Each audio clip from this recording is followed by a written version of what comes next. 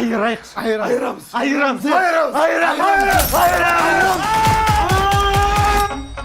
Шынымен де неге қазақтарда супергерой жоқ, Ой, бізден супергерой шықса, бір-екі жақсылық жасайды да, сонымен депутат болып кетеді. Сол геройлар неге өзіміз болмасқа? Шынымен де, Супергерой болам деп атырыңдар ғой бағана. Адам танымастай кейіпкеңдер оны.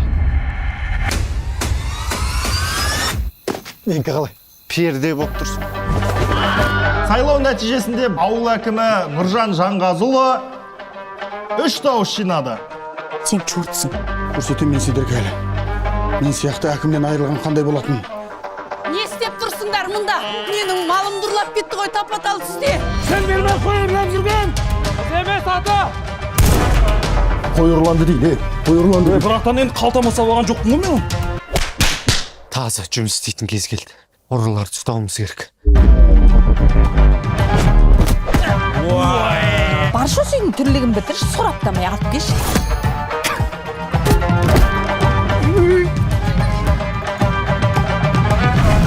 Осы сендер кімсіңдер, а? Байгайсыз. Жақсы, ударларың әдемі. Бірақ сені конша емес екен. Сен не деп дар ет тұрсың.